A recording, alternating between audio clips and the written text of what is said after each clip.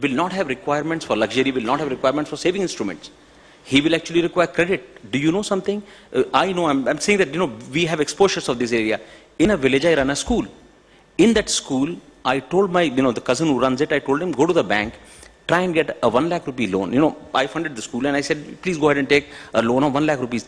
There's a scheme going on from the center that 2 lakh rupees loan should be given to a school. That was refused. And the reason for refusal was, this village happens to be some 15 kilometers away from the taluka where the bank branches, and the bank that is available is a private, private sector cooperative lending bank which does not do loan disbursement.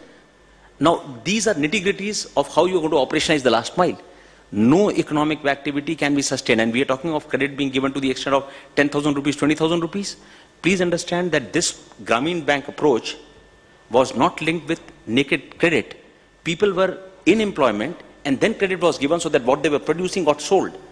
We have a single-eyed model. We are saying, as a banker, I want to go and give the credit to you. How you would use it? He's going to use it for consumption purpose, then it's going to fail.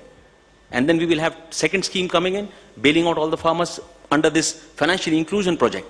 So I think please understand that, we can't change life cycle of consumption of financial services until we reach that threshold. And we are talking of people below that threshold, and we are saying they will behave the same way as a guy who can afford to enjoy those services, which is a misnomer, which will not happen.